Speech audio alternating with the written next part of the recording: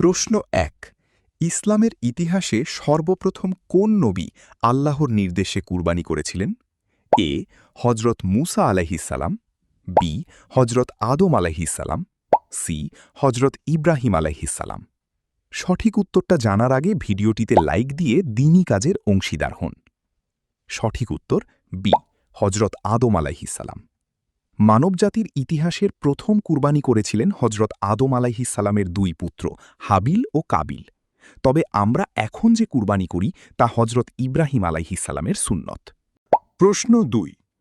কুরবানির পশুর রক্ত মাটিতে পড়ার আগেই আল্লাহর কাছে কি পৌঁছে যায়?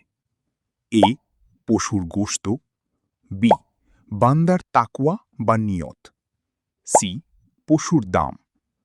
আপনি যদি সত্যি ইসলাম সম্পর্কে আরও জানতে চান তাহলে চ্যানেলটাকে সাবস্ক্রাইব এবং পেজটাকে ফলো করুন। সঠিক উত্তর বি বান্দার তাকওয়া বা নিয়ত। পবিত্র কুরআনে বলা হয়েছে আল্লাহর কাছে কুরবানির পশুর গোশত বা রক্ত পৌঁছায় না, বরং পৌঁছায় কেবল আপনাদের অন্তরের তাকওয়া ও বিশুদ্ধ নিয়ত। প্রশ্ন ৩। জিলহজ মাসের কোন তারিখে পবিত্র ঈদুল আজাহা বা কুরবানির ঈদ উদযাপিত হয়? এ ১ তারিখে, বি ১০ তারিখে, সি ১৫ তারিখে। উত্তরটি জানার আগে ভিডিওটি শেয়ার করুন।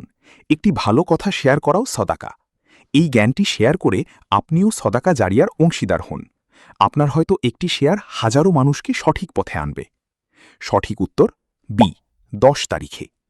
প্রতি বছর জিলহজ মাসের ১০ তারিখে বিশ্বজুড়ে মুসলিমরা কুরবানির ঈদ পালন করেন এবং পরবর্তী ২ দিনও ১১ ও ১২ তারিখে কুরবানি করার সুযোগ থাকে। সুবহানাল্লাহ। আপনি যদি সত্যি ইসলামকে ভালোবাসেন তাহলে কমেন্টে লিখুন আই লাভ ইসলাম। আপনি কয়টি প্রশ্নের উত্তর দিতে পেরেছেন কমেন্টে জানাবেন।